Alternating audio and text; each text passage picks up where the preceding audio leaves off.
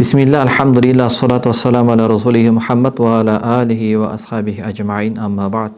Rabbi shrah li sadri wa yassir li amri wa hlul 'uqdatan min lisani yafqahu qawli. La quwwata illa billah. Урматтуу бир туугандар, даават жана дааватчы деген темада ошол устаздардын китептерин чогуу окуп аттык эле. Жашоодо бизге бир жардамчы болсун депчи. Айтылып атпайбы, өзүңөрдүн калдыңор менен кылбагыла, устаздардын көргөз берген ошол Кур'ан хадистен алган эрежелер негизинде депчи. Mana ошо сабагыбызды улай, бүгүн 3-чү сабак, 3-чү дарс. Азирет Абу Хурайра радияллаху анху риваят кылат. Туфайл деген сахаба болгон. Ошол сахаба акын болгон, өз уруусунда кадыр барктуу адам болгон. Анан Меккеге келатканда меккелик бутпарастар Туфейлди уулайт. Уулайт дегенде уу бербейт да, жамандайт пайгамбарыбызды алейхиссалату вассалам. Ушундай бир адам чыкты, сыйкырчы. Ал деген эне менен кызды, ата менен баланы, дос менен досту ажыратып салат. Анын сөзүн укпа. Арба алып кетесиң, алданып каласың. Жолой көрбө, тыңшаба деп аябай ушунчалык анти даават кылып салышат. Булар да даават кылып атат да. Туфайл ибн Амр эки кулагына кебес тыгып алат. Кой, өтө кооптуу адам экен депчи. Бирок Кабанын жанында пайгамбарыбыздын Куран окуп атканын, намаз окуп атканын көрүп, пайгамбарыбыздын кыймыл аракети, анын салаваты аны арбай берет. Анын пайгамбарыбыздын Кураны кулагына ушундай сүйкүмдүү кылып берет. Эми кебес 100% угузбай койсо керек да. Угузбай койбой койсо керек да. Аны бир кезден өзүнө жини келет. Ой, да дейт да мышкындачы. Мен деген эмне мурдунан жетилеп келе тургандай жаш бала элем. Келген кишимин, уруунун аттуу баштуу бир адамымын, аброюм бар, акынмын. Эмне? Иргейм да, акыл деген бар да. Жакшы болсо кабыл алам, жаман болсо кабыл албайм. Не болуп кетти деп тан кулагына кебезин алган пайгамбардын Куранын угуп эле дароо мусулман болот да. Дароо мусулман болот. Анан кайра өз коомуна барып, пайгамбарыбыздын уруксаты менен барып, өз коомуна даават кылат. Канча даават кылса дагы өз коому ыйман келтирбей коет.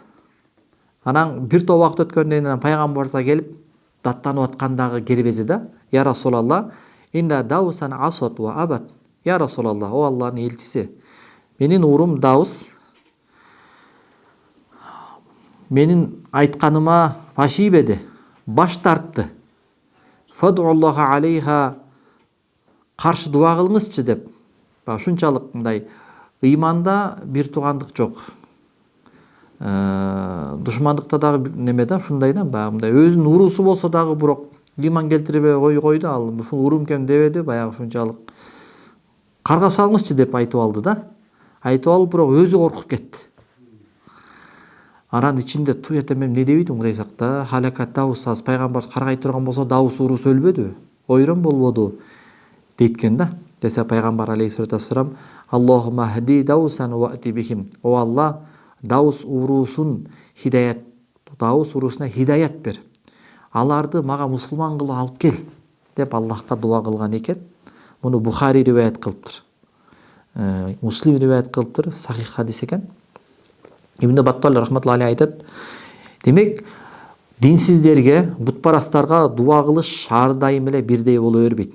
Эгерде динсиздер диндин ыйыктыктарына кол салып аткан болсо, динди кармоочуларына, мусулмандарга кол салып аткан болсо, анда буларга каршы дуа кылыш милдет болот" дейт. Динсиздер эле деги эле башка мунафык, мушрик, бутпарас эле эмес, башка бир күнөөкөрлөр, ыйманы тайкылар деле эгерде динге асылып, ага кол салып аткан болсо, жана динди кармангандарга кол салып аткан болсо, анда аларга каргыш дуасын кылыш милдет деп оюн айтып атат. А эгерде миң белекет динсиз болгону менен, бирок ал өзүнө динге асылган жок, мусулмандарга асылган жок, анда бул учурда аларга каргыш дуа кылынбайт, буларга тооба эшиги ачылсын деп дуа кылынат дейт да. Мына ушул учурда муну эми пайгамбардын хадисинен тыянак кылып чыгарып атат да. Даус уруусу меккеликтерге кол салган жок, мусулмандарга кол салган жок, исламга зыян келтирген жок, болгондо ишенбей койду. Ошондуктан пайгамбарыбыз буларга каргыш дубасын кылган жок.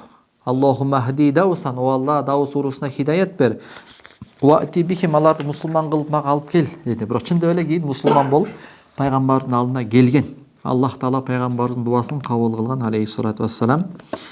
Дагы ушундай кээ бир алымдар айтат экен. Ушул азыр Ибн Баттал рахматаллахи айткан тыянакка дагы далил кылып, Азирет Абу Бакыр Сыддык мусулман болгон, аялы мусулман болгон, бирок абалкы күндөрү Абдурахман уулу мусулман эмес эле да. Бадыр согушунда уулу Абдурахман капырлар тарапта болгон, атасы Азирет Абу Бакыр Сыддык мусулмандар тарапта болгон да. Ата бала карама каршы согушкан да. Кудай сактаптыр да, экөө бири-бирин бетме бет келбей калыптыр да. Азирет Абу Убайда да Бадыр согушунда атасы экөө бетме бет келип калган да, кашайып. Анан бетме бет келип калса да жакшы го. Атасы кууп жүрүп алган да. Абу Убайда бияка качса, бияка барат, бияка качса, бияка барат, айласын түгөтүп жүрүп алат да. Анан аягында Азирет Абу Убайда атасын өлтүргөн да, ошол согушта. Кийин Кур'ан Керимде Абу Убайда ибн Аль-Жаррахтын бул нерсеси туура болгондугун тастыктап аят түшкөн да. Ал жерде динсиз болгон да. Анткени себеби атасы болсо дагы бирок исламдын адамдарына кол салып туруп алды, кан төгөм деп туруп алды. Ансыңарда бул жерде ушундай окуя болгон. Тилекке каршы ырас. Тилекке каршы эмес, ырас. Ата бала бетме бет келбей калды. Ошол учурда Азирет Абу Бакыр Сыддык жана жубайы баласына каргыш дубасын кылган экен да. Бирок согуш бүтүп кеткенден кийин кайра баласына тобага дуба кылган экен. Ушу балабызга хидаят бер, тоба эшигин ач деп. Анткени мусулмандарга кол салып турган чагында башкача дуба болду. Кол салбай уже үйүнө тынч кеткен убакта башкача дуба кылды деп атат да. Ибн Хаджар рахматулла алей, Ибн Хаджар Хайтами бижи, Ибн Хаджар Асқалани экөө тең Шафи мазхабында калым, кимис экенин билбейм, ошол адам айтып атат. Пайгамбар алейхиссалату вассалам бутпарастарга, мушриктерге карасаң кээ бирде аларга каршы дуба кылган, карасаң кээ бирде алардын пайдасына дуба кылган. Тескерисинче азыркы Даус урусуна дуба кылгандай десе, качан алардын душмандыгы динге жана мусулмандарга өтө курчуп кеткенде, көбөйүп кеткенде, ыза жеткизишкенде пайгамбарыбыз каргыш дубасын кылган дейт. Качан алар мусулмандардын канын төкпөй, аларга зыяны тийбей турган чакта аларга тооба дубасын кылган дейт. Же болбосо алардын исламга келүүсү үмүт кылынган чакта аларга тообага дуба кылган дейт. Кудайым ушуга тооба бер, инсап бер, тообага мүмкүнчүлүк бер деп дуба кылар эле дейт. Айша энебиз айтат, пайгамбар алейхиссалату вассалам Айша энебизге айткан экен: Эй Айша, лаула анна қаумаки хадису ахдин би жахилиятин. Бардык Зумрага барып жүрөбүз. Өткөндө эле мына ажылыкка алдын Кабанын материалын чечип салды. Сыртындагы материалды кырсып эмнечи эле? Кездемесин. Кездеме деген башка именно ткандын түрү да. Жалпы материалды орусча кырсып деп коет. Филологдор билсе керек. Ошол материалын алганда кисвасын. Шариатта кисва деп коет. Кисвасын алганда Кабанын эшигинин маңдайында да эшик бар экени көрүндү го. Көрдүңөрбү? Видеолорун көрдүңөрбү? Кабанын эшиги бар го. Ошонун тушу менен мындай тешип чыксаң, кайра тушунда эшик бар да. Йемен бурчунун жанында эшик бар да. Ошол эшик көрүндү го. Ошол эшикти эмелер бутпарастар жаап салган да. Пайгамбарыбыз 40 жашында мусулман болгон, 35 жашында сел жүрүп, Кабага зыян жеткенде анан жаңгылоо ишинде ошол бутпарастар жаап салган да, ошондо өзгөртүп салышкан. Анан фундаментин өтө бийик кылып салган. Мисалы Кабанын эшиги 2 метрдей го. Монсең 2 метрден деле көппү, ушундай го, бийик го. Мурда Кабанын эшиги мындай жер менде жер болуп турчу экен да. Анан 4 буштук го. Мурда тик буштук болчу экен да. Айтор эми Курайш өзгөрткөн да, анда да бир даанышман хикмат бар, Алланын тагдыры. Бирден бир хикматы Саид Бекташ хафизахулла айтат. Мисалы азыр жакы така бар го, кыргызда така деп коебуз. Хатим дубалы. Хижир Исмаил пайгамбар жашаган палатка Исмаил эмнеге Исмаилдин хижири бөлмөсү деп коет. Анткени себеби Ибрахим пайгамбар Хажарды калтырганда, кемчектеги баласы Исмаилин калтырганда, чатырды ушул Кабанын ушул жанына тиккен деген да. Анан ошол жерде палаткасы болгон да, Хажар эне менен Исмаилдин палаткасы ошол жерде болгон. Кийин экөөнүн сөөгү ошол жака коюлган. Экөөнүн денеси ошол жерде. Жанагы такадай болгон ошонун ичинде. Ошонун ичи Кабанын ичи болсо деп эсептелет. Ошонун ичине кирген адам Кабанын ичине киргендей фазилет алат да, сооп алат. А эгерде бул эми ошол Курайштар ушундай кылды да, өздөрү деле билбей калды, каражат жетпей калды, 4-5 кылып койду, тияк награда кылып койду, бул да Кабанын белгиси дегендей кылып. Бир хикматы ошол бүгүнкү күндө карапайым эл кирип мүмкүнчүлүгү бар да, мисалы. А болбосо Кабага падышалар, чоңдор, ардактуулар эле кирбесе мындай карапайым эл кире албайт го. Бирден бир себеп ошол болуп калды да. Ошого пайгамбар айтат, эгерде Айша сенин коомуң жахилияттан жаңы эле арылып атат, ошого жакын азыр. Болбосо эле амарту бил байти, мен ушул Кабаны кайрадан буздуруп, фахудимал бузулуп, фадхалту фихи ма ухрижа минху, кайсы нерсе андан чыгарылган болсо аны кайра киргизип, ва алзактуху бил ард, аны жер менен кылмак дейт. Фундаментин бийик кылып салбады, жерге эле жакын кылмак дейт эшигинчи. Кайсы нерсени кемитип салган болсо ошол нерсени кайра кошмокмун дейт. Важаалту лаху бабан, бир эшик, эки эшиктен бир эшик кылып кемитип койду да, ошону эки эшик кылмакмын дейт. Бабан шаркиян ва бабан горбиян, мисалы Кабанын эшиги азыр чыгыш жагында Кабанын эшиги да, ошонун батыш жагында да эшик бар, ошол экинчи эшигин да кылмакмын. Фабалагту бихи асас Ибрахим, ошо Ибрахим бабам алгачкы күндө курган Каба кандай болсо мен да ошондой абалга алып келмекмин. Бирок антейин десем, жаңы эле мусулман болушту, жаман бир зыян кесепеттер болуп калышынан корком деп пайгамбарыбыз кылгысы келген нерсени фитна чыгып кетүүсүнөн коркуп токтотуп койду да. Демек имам Навави рахматуллах айтып атат, ушул жерде ушул хадистен эрежени айтып атат. Дават кылабыз бардыгыбыз. Ошол дават кылып атканда, динге кызмат кылып атканда пайда менен зыян эгерде бири-бири менен туш келип калса, экөөнү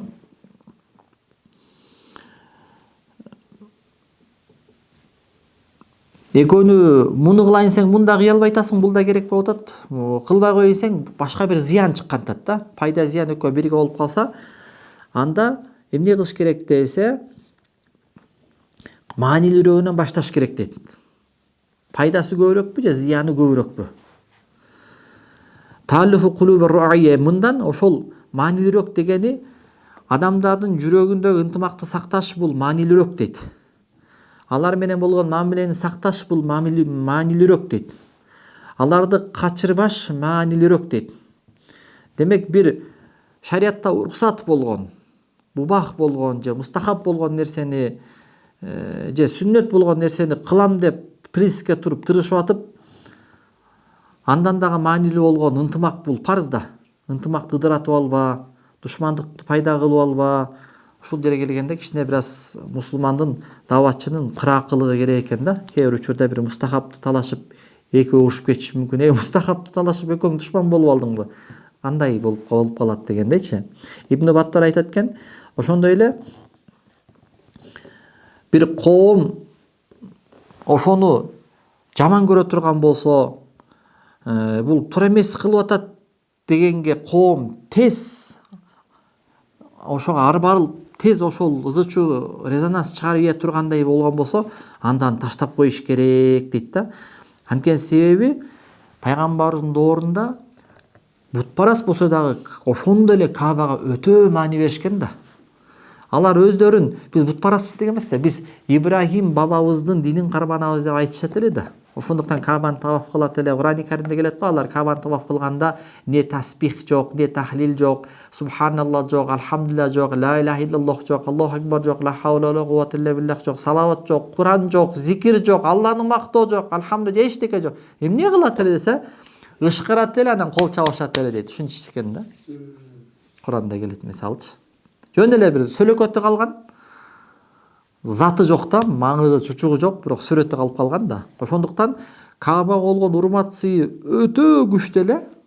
Эгерде пайгамбар Кабаны талкалап туруп кайрадан жаңыдан кылам дегенде, бул эмне өзгөчөлөнүп атат, эмне артыкчылык кылып деп булар уже чыдай албайт болчу дейт. Эмиден эле мусулман болуп, эмиден эле жүрөгү мынтип исламга тартылып келатканда Булар сразу муртат болуп динден сразу качып кетип калмак дейт. Болбосо пайгамбар ошону кылгысы келген. Демек ушундай биз ушундай пайда алабыз. Кээ бир учурларда бир мубах болгон же мустахаб болгон ишти кылам деп коомдо фитна жаратып алышыбыз мүмкүн. Мисалы Олжобой дамыла, Калыс дамыла айтып чыкты го. Ким курбандык кылууну кааласа Зулхиджа айында, анда ошо Зулхиджанын биринен тарта коюн союнго чейин жанакы тырмаан алганга болбойт, чачын алганга болбойт деген нерсени эл жайып ийбедиби? Жайылып кетти да. Болбосо мындай нерсени эл билчү эмес да. Эми ал ихрамда ал башка кеп, бирок ихрамда эмес. Биз ошогон Кыргызстанда эле жүргөн бирөөлөргө албагыла депчи. Мана ошол сиесет коомчулукта зычы болуп кетти да. Канча мен эле көзгө көрмөгөн кичинекей молдон мага эле канча чалуулар болду, канча түшүнбөстүктөр болду мисалчы. Ал ашып баратса мустахаб амал болчу. Болбосо мубах. Ашып баратса мустахаб болбосо мубах. Мындай неме болду да. Зычы болуп кетти коомчулуктачы.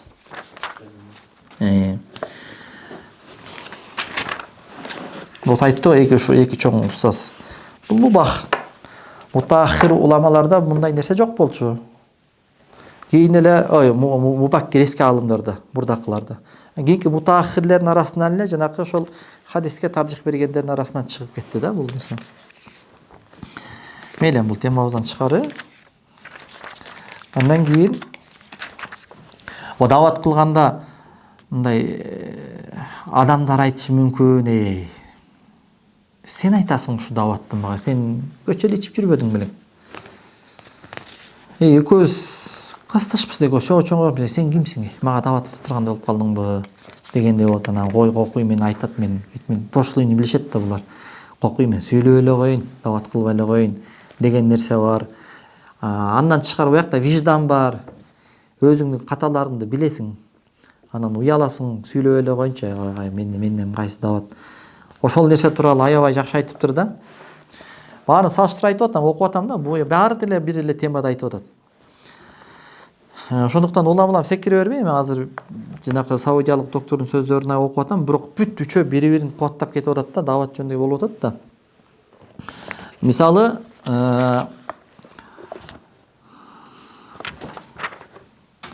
Абдулла ибн Мас'уд радиаллаху анху айткан экен, коомго сүйлөгөндө дагы бир даватта бир эреже, ошол коомдун акылына дал келе тургандай сөздү сүйлөгөнгө аракет кылыш керек экен. Эгерде коомдун акылына сыйгыс бир нерсени сүйлөсөң, анда сен ал коомго бир фитна жаратасың дейт да.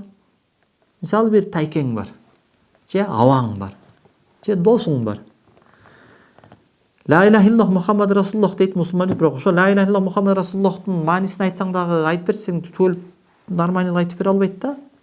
Эми нике кыйып жүрөм, жаш балдарга, жаш кыздарга үйлөнүп аткан айтсаң маанисин толком айтып бере албайт да. Ла иляха иллаллах Мухаммад, Кудай эми жөн эле, Кудайдан башка Кудай жок, Алладан башка Кудай жок, Мухаммаддан элчи, ушунда толук айта алышпайт, маанисин билишпейт. Но ошол адамга сен мындай гайби нерсени айтып берип атасың да, бейишти адамдардын бою Адам алейхисаламдын боюндай болот экен. Ушундай сулуу болот экен, түбөлүктүү болот экен, ушундай бейишти ушундай болот экен сен.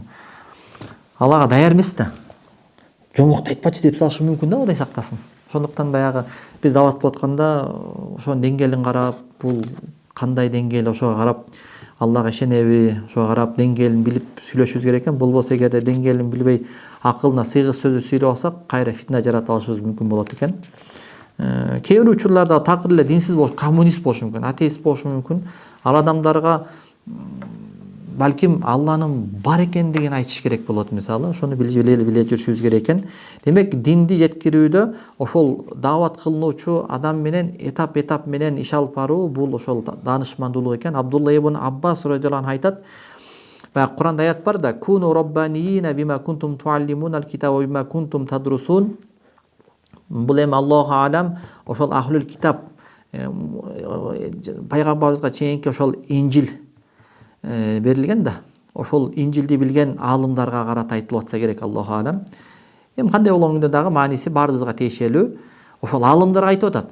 Куну роббаниина бима кунтум туаллимунал китаб. Силер деген китепти адамдарга үйрөтүп атпайсыңарбы дейт. Мейли ал Куран болсун, мейли Инжил болсун. Андыктан силер роббани болгула деген буйрук бар экен да. Даватчыларга, дин жеткирүүчүлөргө, аалымдарга жүздөнгөн буйрук бар экен. Силер китеп, яни сен ла илаха иллаллах айтып атсаң деле Куранды айтып атасың да. Ошол Куран ла илаха иллаллах үчүн түшкөн да, Аллахтын жалгыздыгын айтыш үчүн.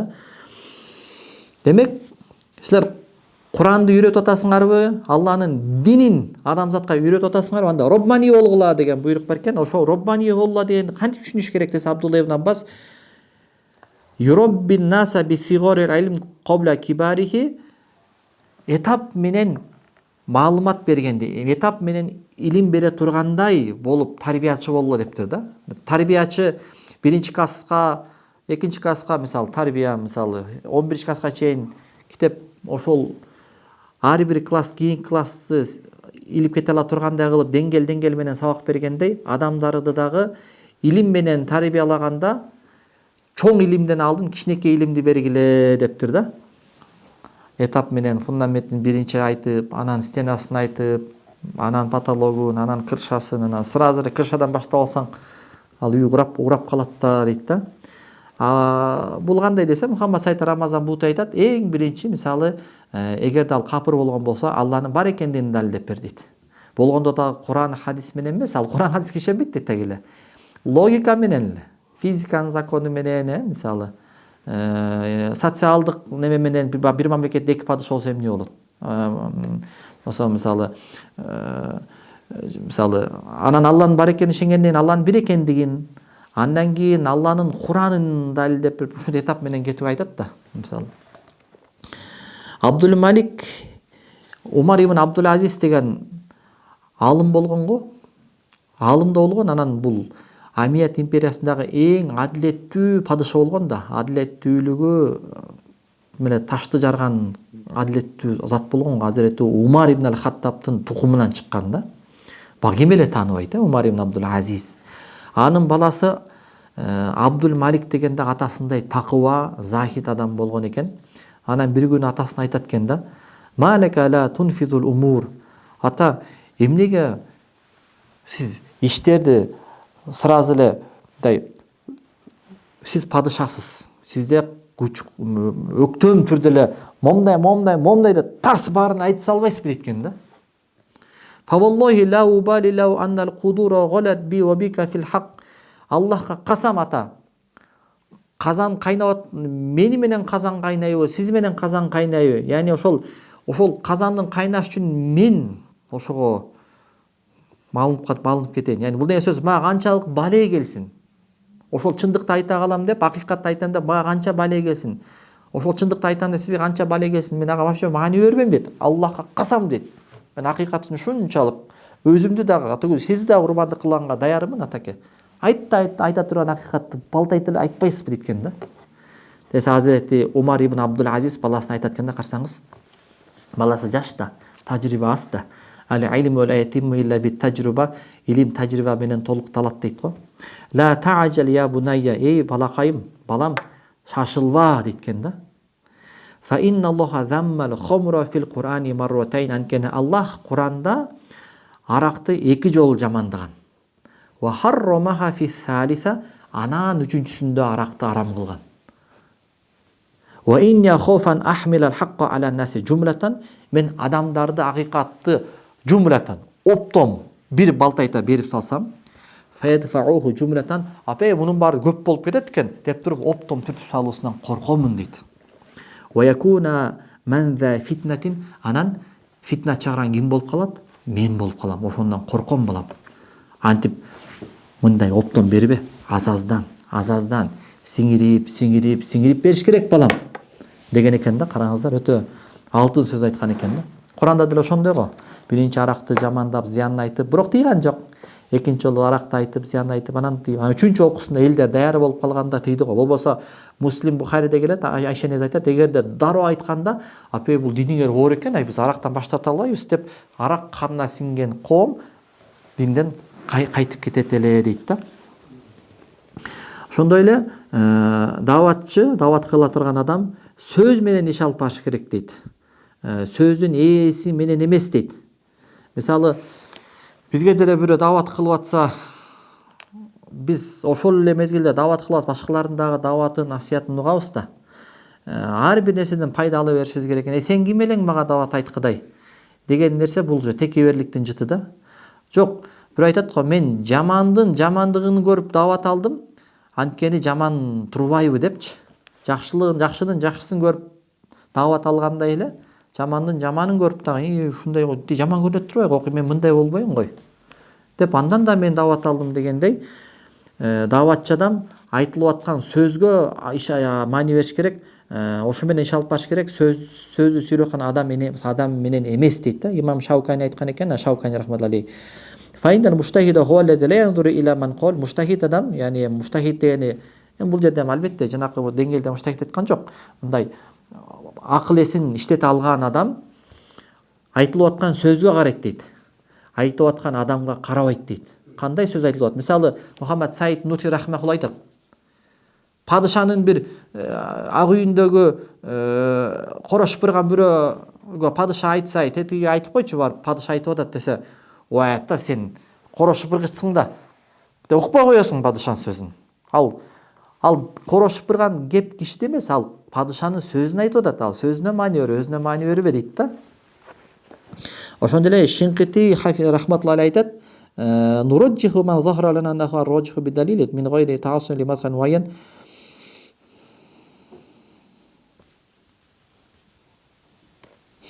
Айтып аткан сөз акыйкат болгон болсо, ал адам канчалык хакир, атүгүл бомж болсо дагы, мына хакирден эң кор адам да, бомж болсо дагы айтып аткан сөзгө биз акыйкат болсо, ошого маани беребиз дейт. Мисалы карачы дейт. Саба деген коом болгон го Куранда. Булар күнгө сыйынып кеткен. Алардын падышасы ханыша айым болгон, аял болгон, аты ким болгон, атын унутуп атам.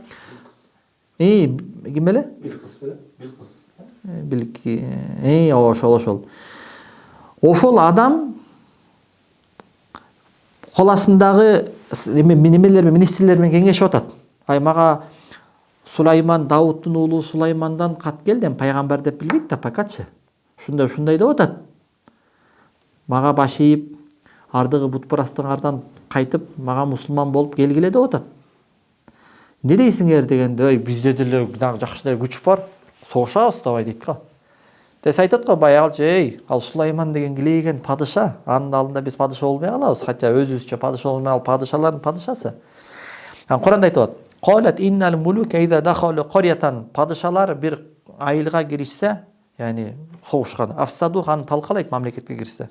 Ва жаалу айзат ахлига адил, эң ызаттууларын эң кору кылып салат. Яғни ошол падыша мамлекеттин эң ызаттуу болгон падышасын эң кору кылып коюшат. Ва казалика фан ушундай кылышат деген сөздү айтты да. Анан эси бар этегин жийип анан Сулайман пайгамбардын алдына барды го. Ошонун сөзүн карачы, Алла Таала тастыктап атпайбы дейт. Тастыктап, ошонун сөзүн мына туура айтып атат ушулай ал деп Куранга түшүрдү. Демек, анын бутпарас экендигине карабастан Алла Таала анын сөзүн тастыктады, анткени ал акыйкат сөздү айтты. Демек, акыйкатты айтып атабы, биз аны тастыкташыбыз керек. Анын өздүгүнө карап сен ким элең дебешибиз керек дейт да. Ошондой эле даават кылып жатканда акыйкатты каалаш керек, өз нафсисин ойлобош керек. Яғни мен жеңейин демес, акыйкат жеңсин болуш керек да. Караңыз, Имам Шафийдин алтын сөзү бар экен да, машалла, өтө жакты мага. Ма назорту ахадан илля культу, мен ким менен дебатка түшпөйүн. Диспут дейбизби, арабча муназара дейбизби, илмий таймаш дейбизби, ошондо мынтип Кудайга жалбарар элем дейт. Аллахума ажрил хакка аля колбихи ва лисаних. О жараткан Алла, ушул менин каршылашымдын тилинде жана анын жүрөгүндө акыйкатты бере көр. Мен менен бул каршылашып атып илмий таймашка чыккантат. Ушун жүрөгүнө тилин акыйкатты жүргүзө көр. Фаин канал хакку маи иттабаани, эгерде акыйкат менде болгон болсо, ал мени ээрчий турган болсунчу, Алла. Ва ин канал хакку маи иттабаату, эгерде акыйкат мында болгон болсо, мен аны ээрчийчи, Алла, ушундай кылчы деп дуа кылар экен да. Караңызчы, Тескерисинче жаңылып калса экен, мат кылсам экен, өчүрсөм экен. Чисто нафсинин иши да болчу. Таза нафси, таза шайтандын иши да, эгерде аны каалай турган болсо. Жок, акыйкат жеңсин. Ошондой эле билген нерсесине чакырыш керек дейт.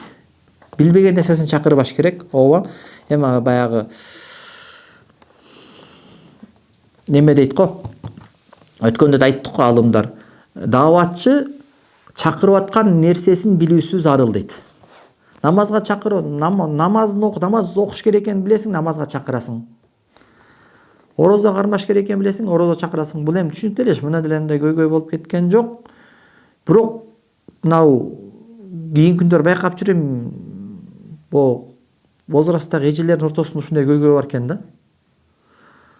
Бири-бири менен ай бул болбойт дешип эле, бир мубах амалды эле болбойт кылып эле, бирин күмөнгө түшүрүшүп эле, ушундай бир басфасалар көп болот экен ортолорундачы. Анан телефон чалып алып, эми детский садта мындай шариятта баардыгы эле билген нерсени ушул болбойт турбайбы, ким айтты? Аялдар айтып атпайбы? Намаз окуган жанындагы аялдар айтып атат, бул болбойт, бул күнөө деп атат. Ошого мындай билбейсиңби, унчукпа дейт да, билген нерсеңди айт дейт да. Ана ошондой эле имам Суфьян Саури айткан экен, иза райта роджула я'малу амалази код ухтилифа фиги, анан кээ бир ихтилаф болгон маселелер бар да. Мисалы, эми Кыргызстанда жүрсөк го мейли, бирок башка мазхаб өкүлдөрү бар да. Мисалы өзгөчө башка сапарларга чыкканда, анда фикхи өкүмдөр өзгөрүп кетет. Сенде мубах, анда мустахаб, сенде макрух, анда мустахаб болушу мүмкүн, уруксат болушу мүмкүн. Ошондуктан ошондой талаш тартыш болгон нерселерде аны жамандыктан тыйба дейт. Сен күнөө кылып атасың депчи. Анын мазхабында бул күнөө эмес да. Демек, эми албетте бул фикхи кичине илим керек экен бул жаатта. Бирок кээ бирде ушунун айынан да уруш чыгып кетет да, мисалы. Башка мамлекетке барганда, мисалы, эң эле жөнөкөй эле, мисалы, Түркияга барсаң же Саудияга барсаң, ат десең алар жиркенет да, мисалы. Бизде халал, мисалы, силердин үрп адатыңарда эми болбойт болуп калыптыр. Болбосо силердин алымдарыңарда болот деп айтат, силердин үрп адатыңарда болбой калыптыр, мисалы. Бизде андай эмес. Давай ушул теманы козгой эле коебуз. Ушундай нерселерде иhtiyat болуш керек экен.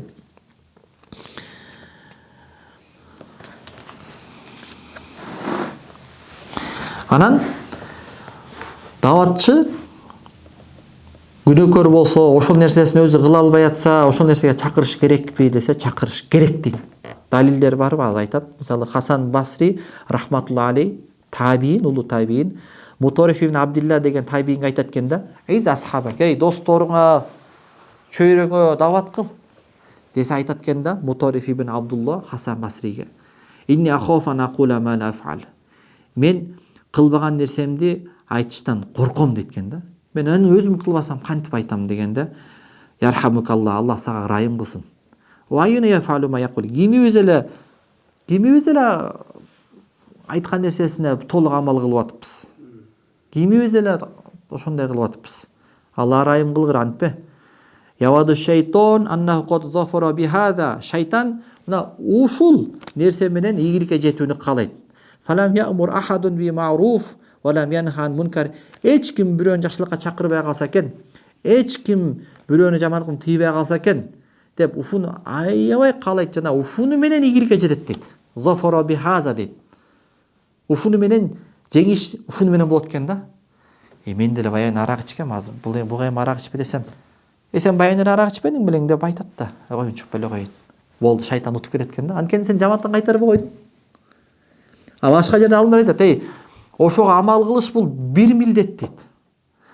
Аны кайтарыш экинчи милдет дейт. Бир милдетти кылбай коюп, экинчи милдетти кылбай коесуң, хотя бирөөсүн кыл да дейт да. Саид ибн Жубейр деген улуу табиин болгон. Хаджач ибн Юсуф даже Саид ибн Жубейрди табииндердин мырзасы деп айтат. Окуясында бар го. Атайын тиги душмандар немеге калтырып салышат да. Талаага калтырып салышат, арстандар бар жергечи. Анан сепилден карап турат. Качан келип тиги арстандар буну жара тартып кетет экен депчи. Десе арстандар мышыктай болуп, прям эле мышыктай болуп мырмырлап алдыңа келип эркелейт го.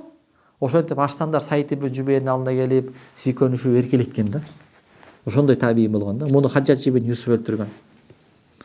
Башын кыйгандан кийин дагы ошол келме айтыппы, зикир чалып, тили зикир чала берген да, башын кыйып салгандан кийин дагы башын кыйып салган. Хаджадж ибн Юсуф эми мусулман болгон, залым болгон да. Ошол адам айткан экен. Саид ибн Жубейр рахматуллахи айтып атат. Лау канал мар'у ла я'муру бил ма'руф, эгерде бирөө жамандыктан кайтарбаса, жакшылыкка буйрубаса, ва ла янханил мункар, жамандыктан кайтарбаса, эмнеге кайтарып айтат? Эмнеге буйруп айтат? Хатта ла якура фиги шай. Мен идеальный болоюн. Анан деген шылтоо менен ушинтип дават кылбай койсо, ма умира би ма'руф ва ла нухи ан мункар, анда жакшылыкка такыр чакырылбай калат, жамандыктан кайтарылбай калат, дават токтоп калат. Эч кимге лам дей албай калат, эчтеке дей албай калат. Анткени пайгамбарлардын тышкары ким таза, ким идеал? Эч ким андай эмес да, ошондуктан токтоп калат дейт. Мындай болбош керек дейт. Малик рахматуллахи айтат: "Ва садака ва ман заллази лайса фиги шай". Туура айтат дейт. Кимде эле ката жок дейт. Кимде эле ката жок дейт. Имам Навави рахматуллахи айтат: дават кылган адам толук кемел болуусу шарт эмес дейт. Идеальный болуусу шарт эмес. Буйруп жаткан нерсенин бардыгын өзү аткаруусу, тыйып жаткан нерсенин баарынан баары тыйылып, анан дават кылуусу бул шарт эмес. Бал алейхи ал-амру ва ин кана мухиллан бима я'муру бихи. Ал дават кылыш керек, эгерде ошол чакырып аткан нерсесин өзү бузуп аткан болсо дагы. Ай, тамеки чекпе деп кой, өзүң тамеки чегип атасың. Өзүң тамеки чегип атсаң да, бирок тамеки чекпе деп дават кылышың милдет дейт. Ва нахи ва ин кана муталаббисан бима янха, өзүң тахажжудка турбай атасың. Мейли тахажжудко мустагап намаз окуп айтасың. Намаз окуп атсаң дагы намаз оку деп айтууң бул милдет дейт. Муну ким айтып атат? Имам Навави айтып атат. Эмнеге? Анткени ага эки нерсе важип дейт. Биринчиси айямуру нафсаху ва янхаха ва ямуру гойруху ва янхаха. Өз нафсисине дават кылып жакшылык кылуусу, өз нафсисине дават кылып жамандык кылбоосу бул бир милдет. Анан өзгө башкалардын нафсисине дават кылыш ал экинчи милдет дейт. Эгерде бирөөсүн кылбай койсо, экинчисин дагы кылбай эле кой деп шарият уруксат бербейт дейт. Болор болдем деп шарият, сен өзүң намаз окубай элесиң, башканы да намазга буйрубай койсоң болот. Өзүң арагыңдан тыйылбай элесиң, башканы деле арак ичпе деп тыйбай койсоң болот деген уруксат эмес, уруксат бербейт. Эки башка милдет дейт. Экөө бири-бирине байланбайт дейт. Мисалы намаз менен дарат бири-бирине байланган да, мисалы. Даратың жок, намаз жок. Намаз менен жолук бири-бирине байланган эмес. Мисалы көп кыздар ушундай да, мисалы. Шайтан ушул жерден келип кармайт да. Сен намаз окуш үчүн жолук салышың керек. Тиги жолукка келиши оорураак, намаз жеңилирээк, мисалычы. Деп намаз окуй жүрүп болот да. Кээ бирөө айтып коет, мисалы, ай, ушундай дагы карамда айтып атпайбы бул жерде? Билбеген нерсеңе дават кылба деп атпайбы? Сен жолук салынбасаң намазың кабыл болбойт деген кыздардын аял заттын ортосунда ушундай бир бузук дават бар да. Сен каяктан билесиң аны жолук салынбаса намаз кабыл болбойт экенин? Каяктан окудуң? Ким айтты? Курандан окудуң, хадистен окудуң? Ким айтты? Далилиң барбы? Билбейсиң. Билбесең эмнеге сүйлөйсүң? Эмнеге бирөөнүн жакшылыктан кол бутун тушап салдың сен? Жаңы эле намазын окуйм деп атты эле. Балким ошол намаз адамды жамандык күнөөдөн тыят дейт. Балким намазга келсе акырындык менен жолукка да келмектир. Сен аны тамырынан кыркып салдың мисалы. Ошондуктан эки башка милдет. Ибн Хаджар рахматуллахи айтат: "Яжибу ал-амру бил ма'руф лиман кадара алей ва лам яхоф ала нафсиhi минху дарар". Ким жакшылыкка буйруганга мүмкүнчүлүгү жетсе, анан мага зыян жетпейт деп коркпосо, анда ага дават кылыш милдет дейт. Яни бул жерде ولو كان الآمر متلبسا بالمعصية لأنه في الجملة يؤجر على الأمر بالمعروف ولا سيما إن كان مطاعا дейт. Эгерде ошону өзүң кыла албай атсаң дагы сага дават кылыш, жакшылыкка буйруш бул милдет болот. Өзгөчө эгерде сен муто болсоң, муто дегени сен таасириң бар болсо, ошол жерде сенин ошол жерде бир таасириң бар да. Балким ошол жерде шефсиңби же үй бүлөңдүн кожоюнусуңбу, өзгөчө ушундай болгон болсоң, өзүң кылбай атсаң дагы ошол жакшылыкка буйруш сага милдет болот дейт. Фаамма исмул хоссу бихи факат ягфирухуллаху ва кад юахидуху бихи. Ал эми ошону өзү кылбай аткан бул күнөө, аны Алла таала кааласа кечирет, Алла таала кааласа ага азап берет дейт. Ва амма ман кала ла я'муру бил ма'руф илля ман лайсат фиhi осма. Ал эми кимде ким жок, өзүң кылбасаң, анда аны дават кылбайлы. Өзүң кылбаганда эмне айтасың деп бирөө жарым айта турган болсо дейт. Файза арада аннахул аула фажайт. Эгерде ушуну айтып аткан адам өзүң кылбай элесиңби? Анда эмнеген айтасың? Эмне кыласың дават кылып? Өзүң кылгандайын айт да, кайсы бетиң менен кылбаган нерсеңе дават кылып атасың деп айткан адам ниетинде эми ошол өзүң кылып туруп кылсаң жакшыраак болмок да дей турган болсо, бул жакшы дейт. Туура эле айтып атат дейт. Ва илля фаясталзиму садда бабил амр. Болбосо дейт, бул даваттын эшигин жаап салат дейт. Иза лам якун хунака гойрух. Эгерде башка дават кыла турган бирөөлөр болбой турган болсо, ал даваттын эшигин жаап салат дейт да. Жанакы Куранда аят бар, аны мен кайсы үчөөнүн кайсысынан окудум эстен чыгып атат, бир жеринен тапсам керек эми. Балким эмки сабакта айтам. Жана Куранда аят бар го, Соф сүрөсүндө келет. Саббаха лиллахи ма фис самавати ва ма фил ард ва хувал азизул хаким. Жети катар асман жана жердегилердин баардыгы Алла таалага тасбих айтат. Ал азиз, данышман деп экинчи аятында Я юхалладина аману лима тaquluna ма ла тафалун. Эй имандуулар, эмнеге өзүңөр кылбаган нерселериңерди айтасыңар? Кабура мактан айндаллахи ан тaqulu ма ла тафалун. Алланын алдында өзүңөр кылбаган нерсени айтууңар бул чоң күнөө деген аяттын тафсири өтө сонунда ошол Абдулла ибн Аббас айткан экен. Эстей албай атам туугандар. Качан окудум эле билбейм, үчөөнүн бирөөсүндө келген. Эмки сабакта иншалла жообун айтып берем да. Көбүнчөсү ошол аятты туура эмес түшүнөт экен дагы, мына аяттын сыткы маанисин алымдар айтып атпайбы? Эч качан жөнөкөй мусулман ал муштахид болбогондон кийин аят хадистин сырткы маанисин алып туруп өзү тыянак чыгарбасын. Аны деген муштахид алымдар, мазхабтагы алымдар түшүндүрүп берет депчи. Анын сырткы маанисин алсаң чындап эле, апай кой.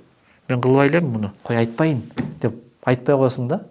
Бирок ошону Абдулла ибн Аббас сонун түшүндүрүп берген экен. Эстен чыгып атат иншалла. Туш келсе айтып берем иншалла. Эмкиге неме кылып коеюн деп койчу. Реклама.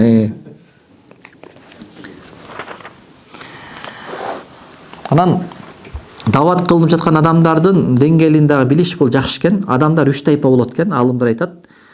Биринчиси акыйкатты моюнуна алат жана ээрчит. Бул данышман адам дейт. Ла иляха иллаллах Мухаммадулла, намаз, орозо, закет билди, акыйкат деди жана ошого амал кылып атат. Намазын окуп атат, сабагын алып атат, орозосун тутуп атат, мечитке келип атат, Кудайга шүгүр. Бул данышман адам дейт. Ва имма я'тарифа биги, акыйкаттын моюнуна алат.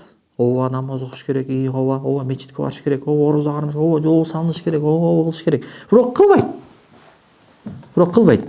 Бул адамга эмне кылат? Бул адамга дават кылынат. Ушул нерсеге амал кылганга чейин. Үчүнчүсү болсо ишенбейт дагы да, такыр эле атеист, кокуй алат. Бул адам эмне кылса, бул адам менен көркөм түрдө бул адамга көркөм түрдө муну менен дебат кылыш керек дептир да. Бирок дебат кылганда сөз түрдө жумшактык менен, көркөмдүк менен дебат кылыш керек дептир. Башка жерде Мухаммад Сайд Рамазан бут айтат, акылый далилдер менен Алланын бар экенин далилдеп бериш керек дейт. Эч качан атеист адам менен бир фых жөнүндө талаш тартышпа. Мухаммад Сайд Рамазан бутыйдын сөзү. Жоолук жөнүндө, мисалы атеист адам, мисалы, вообще талаш тартышпа. Толук жок, жөн эле убактын коротуп атасың дейт. Ал атеист да. Сага Алланын бар экендигин далилдеп бер дейт. Акылый далил менен. Жөнөкөй мисалдар менен. Жөнөкөй мисалдан Алланын бар экенин далилдеш оңой го мисалы. Анан этап менен болсо пайдасы жок дейт. Кээ бир учурда ушундай да өзүнүн убактыбызды коротуп алабыз. Талаш тартышып. Абдулла ибн Масуд айтат: Иза раайтум ахакуму қарифа замбан. Бұл біздің Ханафи мазхаб кімге артта қалады? Абдулла ибн Масудқа артта қалады да. Егерде сілер біреуңөр бір туғаныңардың күнә кылып атканын көріп қалсаңар, аға қаршы шайтанға дос болып албагыла дейді. Анан Аллахумма сізге Аллахым ушуну шерменде кыл деп аны урушуп, сөгүп, сагып, каргап шилебегиле дейді. Алла Тааладан саламаттык сурагыла дейді. Анткени биз Мухаммад пайгамбардын сахабалары, Абдулла ибн Аббас айтып атат, Абдулла ибн Масуд айтып атат, күнә ла нақулу фи ахадин шайъан хатта на'лам ала ма ямут дейді. Бирөө бир күнөө кылып атса дейді, канчалык күнөө кылса дагы дейді, ал ошол пайгамбардын ордунда эң аягы акыбети динсиз болуп өлүп калганга чейин эчтеке деп айтчу эмеспиз дейт. Анткени себеби бүгүн капыр, эртең мусулман, бүгүн залым, эртең олия толтурада. Азирет Умар ким эле? Кийин ким болду? Толтура сахабалардын баары мурда ким эле, кийин ким болду? Ошондуктан биз пока ошол бутпарас бойдон, отпарас бойдон өлүп эле калбаса, биз не жаман кылса да эчтеке дейбиз. Коркчубуз эткени себеби абал өзгөрүп кетет. Пайгамбардын ордунда ушундай эле дейт. Эгерде акыбети жакшылык менен болгон болсо жакшы дейт. Эгерде акыбети жаман менен, кыскасы акыбетин билбейсиң, сөздүн тоготер жери жек көрбө дейт. Эртең ал өзгөрүп кетиши мүмкүн. Канчалан адамдар мисалы мечитке келип калышты, мурда кандай адам эле мисалы. Азирет Абу Дарда радhiyallahu anhu күндөрдүн бир күнүндө бир адам жана өтүп баратыптыр. Күнөө кылып алган экен. Сөгүп атыпты жанындагыларчы. Ана айтыптыр, ей, ушу бир тууганыңар кудукка түшүп калса, терең кудукка түшүп калса, кудуктан чыгарат белеңер? Десе, албетте чыгармаксыз. Анда силер эмне бир тууганыңарды сөгүп атасыңар? Алла Таалага мактоо айтпайсыңар, ушул кылган күнөөнү силерге кылдыртпаптыр. Ушул Кудайым силерге саламат бериптир, ушул күнөөгө силерди түшүрбөй саламат. Кудайга мактоо айткыла. Анан эмне сен аны жек көрбөй элесиң дейт да. Абу Дардага радhiyallahu anhu. Тигилер айтат экен, ей, сен эмне жек көрбөй элесиң буну? Жек көрүш керек го, күнөө кылып атпай дейт да. Эсе айткан да, иннама абгаду амалаху, мен мунун кылган күнөөсүн жек көрдүм дейт. Бирок өзүн эмес дейт. Файза таракаху фаху ахи, эгерде күнөөсүн таштаса, бул менин бир тууганым дейт. Ушул жерден Мухаммад Саид Рамазан Бута айтат китебинде, ушул китебинде Хаказа фаннар ислам ушундай дават кылган китебинде. Лут пайгамбар эң ыплас коомго пайгамбар болуп жөнөтүлдү, бачабаздар. Жана каракчылык кылган, жана бутпарастык, жана башка күнөөлөр. Ошолорго айтып атат, иннили амаликум минал колин, Курандагы аят. Чындыгында мен силердин амалдарыңарды колин жек көрдүм деп атат. Карагылачы дейт. Иннили заватикум минал колин, мен силерди жек көрдүм деген жок дейт. Амалыңарды жек көрдүм. Эй коомум, мен силерди жакшы көрөм. Корком силерди азапка түшүп калбасын деп, алардын амалын жек көрүп атат дейт да. Өздөрүнө карата сүйүү бар дейт. Ошондуктан дават кылган адам дават кылынып жаткан тарапка биринчи жан дүйнөсүнө махабат пайда кылып, анан ошол махабат менен дават кылыш керек экен да. Алла разы болсун. Субханакаллаху ва бихамдик, ашхаду ан ла илаха илля анта астагфирука ва атубу илейк.